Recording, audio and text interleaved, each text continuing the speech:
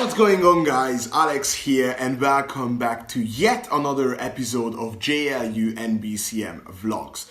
Today, I'd like to tell you about something extremely annoying and frustrating, yet very important, as it's all about your visa. So stay tuned, roll that intro, and we're gonna go again. We're gonna go at it soon, very soon.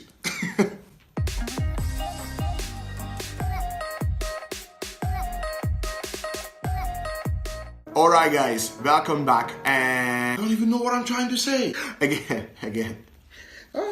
Alright guys, welcome back. As I was saying, today we are talking about something rather important, as it's something about your visa. Now normally it shouldn't be an issue. In fact, it should be a rather straightforward thing. You have been invited by your university, in this case Jilin University. They have given you all the necessary documentation. You applied, and now you should be entitled to get it renewed, extended. Shouldn't be a problem. Now, it wasn't for a while, until about a year ago they started being extremely serious about attendance. Now, some of you may not understand what I'm trying to say here, so bear with me and I will explain it. But in order to do that, I need to jump back and talk about how, in a way, university students may study. So when I arrived, on the back of studying somewhere else, I thought, you come into your classes at times, and at others you just whatever. It's basically your own responsibility. You're an adult, you are treated like that, and you're expected to act like one.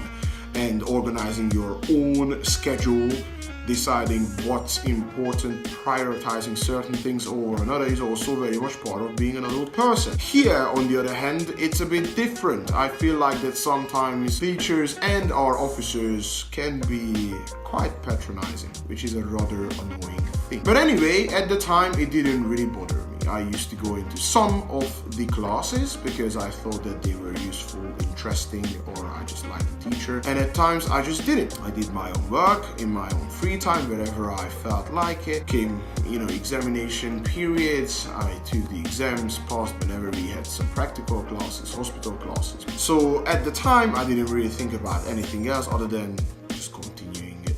I just thought it was a very reasonable thing to do. Then about a year ago, things started to change. They started, and that is the office I'm talking about, started paying more attention to our attendance. You see, it turned out that I wasn't the only one that thought about skipping some of the classes, and they didn't really care about, and that is again the office, not my classmates.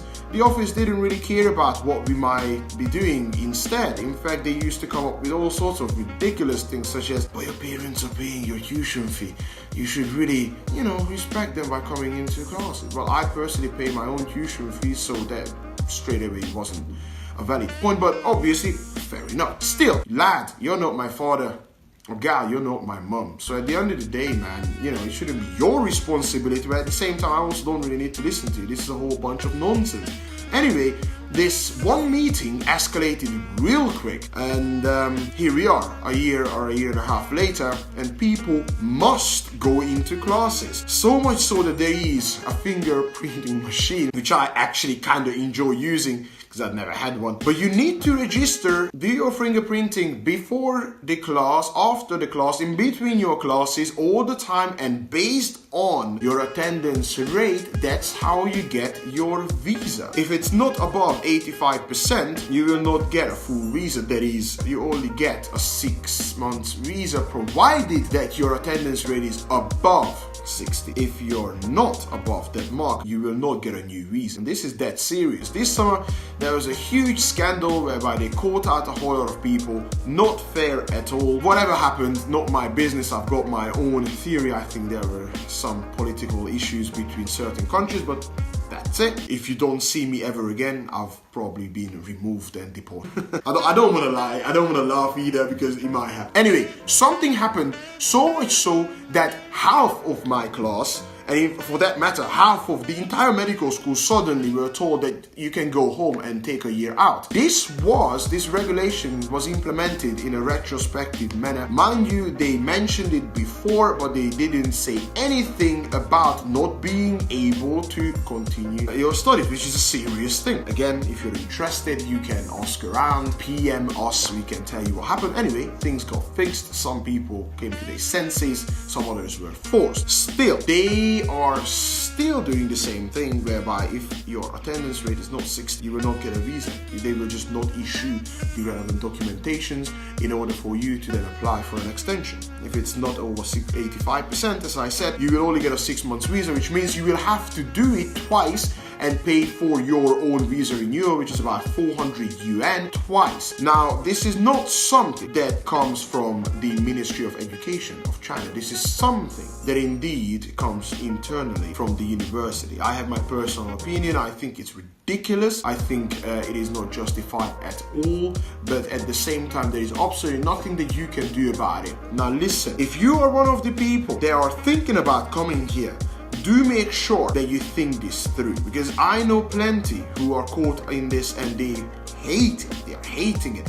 I'm pretty much one of them. Can't agree with this. I agree that university students, medical students should do their own work, do their studies as well. However, I believe that people should be able to do it wherever they want to do it. Compulsory classes, such as your hospital rotations or for the preclinical subjects, lab classes, fine, turn up, obviously do your thing. But if there are certain teachers that you simply just don't like, there are certain subjects that you simply just don't enjoy that much, yet you will do your work, then that should be perfectly fine. I mean, at the end of the day, you've got an examination, you have to go through whatever mark you get, that's what you get. So in my opinion, this is a bit overblown, but this is it, and this is a very, very important point, something that many of us didn't think about, didn't have to deal with at the beginning of our studies, but it is a serious issue right now. So if you're one of those that simply doesn't like to go into classes, or can't wake up in the morning, as obviously all the classes, most of the classes at least start at 8 o'clock in the morning, then you may have a serious problem with this one.